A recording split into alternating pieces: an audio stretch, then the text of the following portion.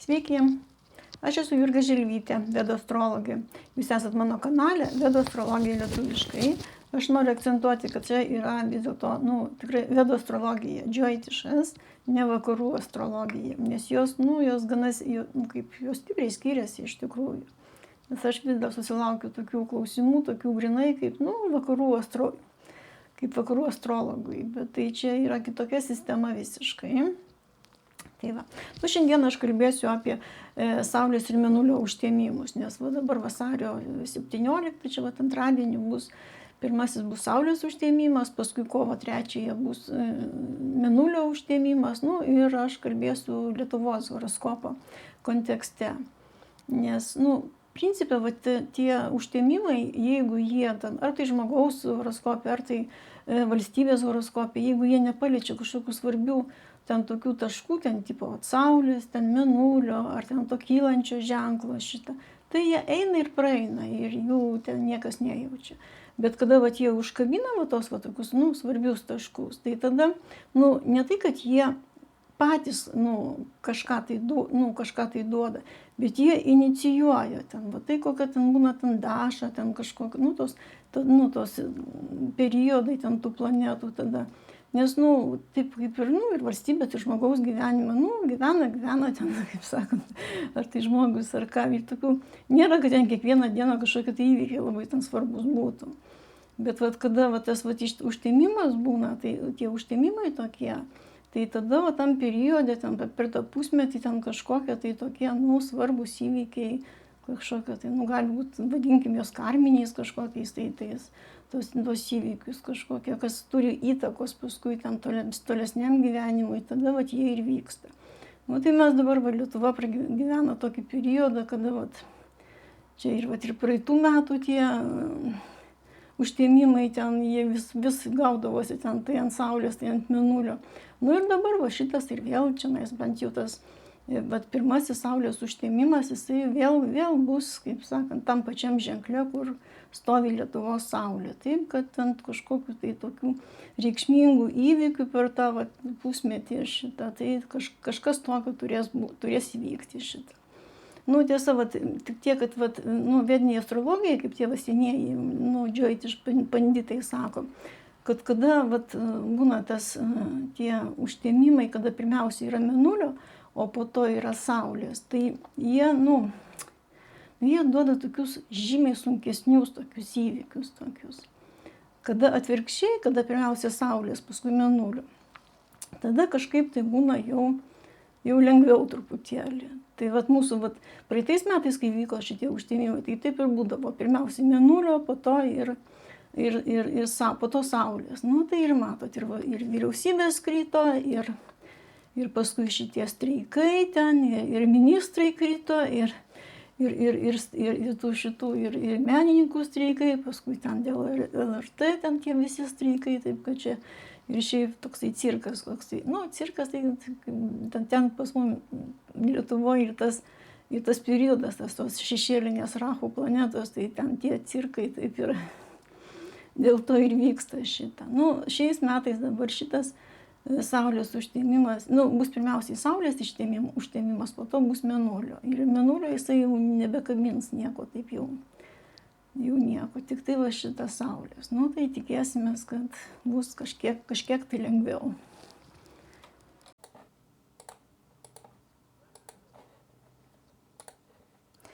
Taip, čia štai yra Lietuvos horoskopas, tas vidinis toksai kvadratas. Čia svarstyklės kylantis ženklas yra.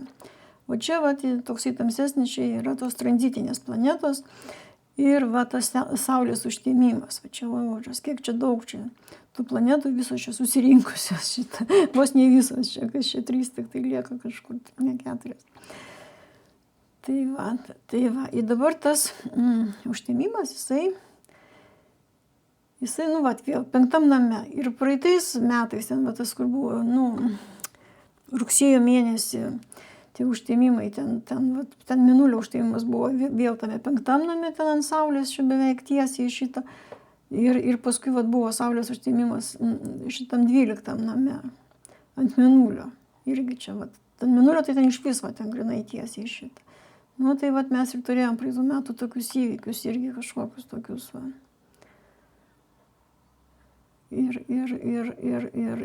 vis tiek viskas čia buvo su valdžia susiję, nes, nu, 5 namas, nu kaip, Mėnulis pas mumis yra šito 10 ten to aukščiausios valdžios šitas, nu, šeimininkas šitą 12. Tai va ten ir ministrai tiek krito ten šitą dėl to matomai. Nu, o šitas 5 namas, tai čia yra, kaip čia yra valstybės, vadinkim, ideologija, nu, parlamentas. Iš tikrųjų, tas ašis šitas parlamentas yra, nes ir 5 čia įstatymų leidyba šita yra, čia tos koalicijos, tam 11 šita.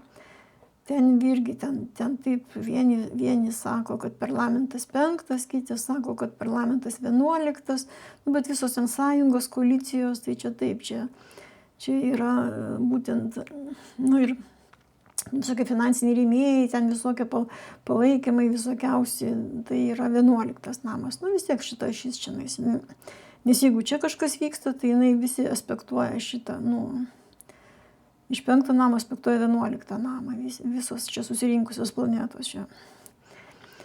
Tai bet už tai ten ir pernai, vat, ir iki dabar ten vat turėjom tas, ir kadangi ten vat, tas vat, vyko šitas čia Merkurijus stovi, tai ir su žiniasklaida šitą.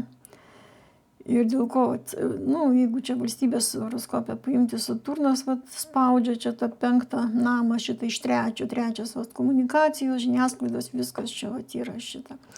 Jupiteris irgi vat, aspektuoja. Nu, Jupiteris tai čia kaip palaikymas, jisai iš tiesų čia labai gerai čia, kad pas mumis taip yra, nes jisai neduoda to sugriuvimo ten tokio šitą.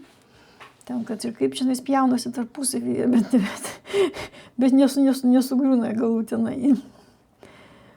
Tai va, o dabar va šitas užtemimas, jisai vyks jau šitą tokioj nakšatrui, kuri vadinasi Dhaništa. Dhaništa nakšatra tai yra Marso nakšatra. Taip, kad dabar jau ta visa, kaip sakant, tas fonas visas jisai jau kažkiek tai keisis jisai. Jeigu anksčiau, kadangi matomai čia tam 12 tas saulės užtemimas buvo, tai nu 12 ten paslaptis kažkokie, ten užkulisiai ten kažkokie, tai ten tokie, va, tengi tie reikalavimai, ten tų žurnalistų, ten nu, kaip sakant, reikalavimai tai tokie, kaip ir buvo, tokie, nu, ten laisvės žodis, čia tipo naikinamas čia, ką oreliai ten ta, kaip sakant, tas antras dugnas, tai iš tiesų ten, tas auditas šitą, nu, tai čia viena akivaizdžiai visą tai rodė šitą. O dabar čia, vat, Marsas jau yra, ta Dhaništa nakšatra yra Marso nakšatra, jos valdovas yra Marsas. Ir vat jau čia turėtų būti viskas taip jau žymiai aiškiau, taip jau ten valdžia turėtų išeiti į tokį, kaip sakant, ištraukti galvą iš tos smėlio galų gale ir jau kažką tai, kažkokius pareiškimai, kažkokie jau jų turėtų būti garsesni, jau ta strategija kažkokia turėtų būti aiškesnė, nu gal jau jie kažką tai tokio ten jau sumastė jau kažką, jau tas valstybės, tas tonas toksai jau turėtų būti toks jau, nu, aiškesnis. Nu ir kartu Marsas tai yra gynyba. Gynyba čia jau dabar aiškėja, kad čia labai bus aktualu. Tie poligonai ten visi, nes iš kitos pusės Marsas pas mumis, nu, valstybės tame horoskopė jisai stovi. Čia va 4 name, teritorija, visa infrastruktūra, visa šita valstybės. Ir Marsas mūsų vis dėlto jisai yra, nu, toksai egzaltuotas, labai stiprus. Nu, išskyrus čia šitą Rahu šitą, jinai čia visą vaizdą mums gadina šitą. Ir vat, kaip sako, kad vat, Rahu ir Marsas, vat, tai, nu, tam, vat, nu, vis tiek valstybės tas saugumas. Už tai mes pastoviai taip vat ir jaučiame tą tokį, tą saugumo, tokio nebuvimo, tokio, čia tie kaimynai tokie visokie neaiškus. Bet dabar, va, ten kas liečia, ir va, per tą užtemimą Marsas vėlgi čia va, stovi pačiam tam 4 name, taip kad, nu ir paskui, kada žiūrėsiu aš tuos, vėliau, kada darysiu tą metinį tą horoskopą, ten irgi Marso temos labai stipriai tenais jos reikšės šitą. Tai va, dabar kas Nu kas dar ta Chaništos nakšatra principu, tai labai gera nakšatra yra. Nu, kaip, man tai jinai labai patinka, nes tai yra mano nakšatra. Aš net 3 planetas turiu toje nakšatroje, nes mano ir Mėnulis mano, ir tas Lagnešas, nu, to kylančio ženklo šeimininkas, jisai yra vat, šitoj nakšatroje. Ir vat kaip jinai skaitosi. Vat tos nakšatros gyvybė yra dievas Šiva. Nu, čia pagal tą mitologiją jau, kadangi aš esu vedų astrologas, tai pagal vedinę tą mitologiją tai yra, nu, ir tas toksai jos taip simbolis yra tas damrų. Jisai yra tas toksai, nu, būgnelis toksai. Nes tas kaip jisai kaip tas dievas Šiva palaiko, kaip sakant, visatą, tai jos tas amžinas šokis toksai. Jisai ten groja su to būgneliu tenais ir jisai šoka. Ir tada visas, nu, kaip sakant, visata, nu, jinai tokiam ritme, tokiam tas visas visatos ritmas. O kada jau jisai nustoja šokti, tai tada viskas ir griūna. Nu, tai va, tegul šoka toliau. Nu dabar sekantis šitas užtemimas bus Mėnulio užtemimas, jisai bus jau Liūtė, 11 name. Nu 11 vėlgi čia susijęs su tai, sakau, čia tas šis parlamentas, tas įstatymai, ten kažkokios koalicijos, palaikymai ten visokiausi. Ir mato ta tokia, nu, nakšatra, kurioje vyks šitas, jinai yra tokia, vadinasi, Purva Phalguni. Veneros nakšatra. Taip, tai principai čia jokių planetų nėra, atrodo. Taip, kaip ir neturėtų čia nieko per daug veikti. Tačiau, yra vienas tačiau. Tačiau pas vieną mūsų politiką, tokį Žemaitaitį, Mėnulis ir stovi toje nakšatroje. Taip, kad, nežinau, kažkas čia su juo bus susiję. Tai kadangi koalicijos, nežinau kaip čia pasakyti, ar čia kaip tik jinai krista koalicija, ar kaip tik jinai sugebės išstovėti. Bet čia man sunku pasakyti. Aš nesakau, kad čia kažkoks pranašas esu ar ką. Yra toksai dalykas kaip žmonių laisva valia. Ir žmogus turi laisvą valią, kaip sakant, jis gali pasipriešinti ten visom tom kosminiam įtakom. Ir lygiai taip pat, kad ir čia ir kolektyvinė yra ta tokia kaip ir, valstybė tai čia yra, toksai kolektyvas vis dėlto, ten visa ta kolektyvinė tokia karma. Bet vėlgi kažkas tai gali, kažkas pasipriešinti, partija gali pasipriešinti, arba Seimas gali pasipriešinti. Nežinau, pažiūrėsim, nes matot, Seimo čia viso šito, visą tą šis šitą ir čia Žemaitaitis su savo Mėnuliu stovi šitą atsistojęs. Taip, kad ten kažkoks tai, ar tai kritimas, arba toksai, galimybė kristi. Bet sakau, kadangi čia kaip nėra labai viskas taip jau blogai šitą. Nors, pavyzdžiui, čia Marsas, jisai aspektuoja. Marsas šitą, tranzitinis Marsas. Ir ne tik tranzitinis, ir šitas Marsas aspektuoja tą 11 namą šitą. Čia yra 7, 8 aspektų. Marsas turi tokį 8 aspektą, medinė astrologija taip skaitosi ir jisai aspektuoja. Marsas jisai kaip ir skaitosi toksai aštrių krizių, bet čia jisai vėl geras yra. Vėl ir tranzitinis Marsas yra egzaltacijoje. Taip, kad pasižiūrėsime, kaip čia bus. Tai va, dar iš mūsų politikų, ką užjudina šitas, šitie užtemimai, tai yra Nausėda.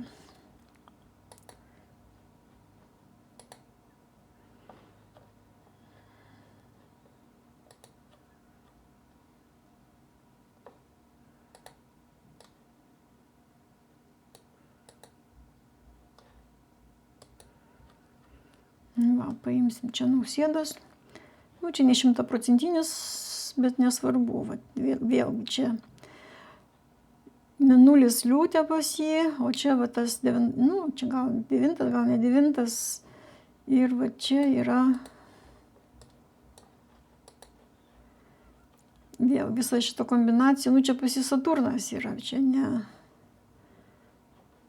nu, kaip ir nėra čia nei Saulės, nei Mėnulio, bet va čia stovi, va, priešingoje pusėje stovi Mėnulis ir va to Mėnulio užtemimas bus ant jo, nu kaip, ne visai, ten nakšatros tai ne, pas jį nakšatra, Mėnulis stovi Maha nakšatroje, tokia ten kita nakšatra yra šita.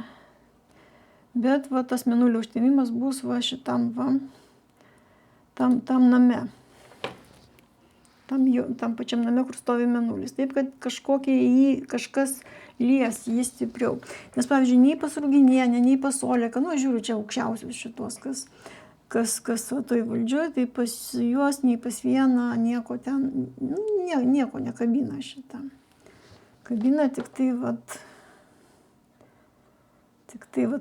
Nausėdą ir Žemaitaitį iš tokių jau ryškesnių tokių. Ten kitų aš nežiūrėjau. Tak, jeigu Navamšą pažiūrėti, Navamšoje. Nu, va, tai tam Navamšą tas vidinis tas potencialas yra, tai irgi, va, ant Nausėdos Saulės. Taip, kad kažkokių, nu, nežinau, ar tai asmeniniai kažkokie bus, ar vis dėlto tai kažkokie įvykiai susiję su prezidentūra, su ta prezidento institucija, nu, nežinau, bet kažkas tai tokio turėtų tenais, tai jau kažkokie pasikeitimai, kažkokie rimtesni turėtų ten vykti. Tai jeigu dabar paimti Žemaitaitį, tai pasižiūrime mes Žemaitaitį.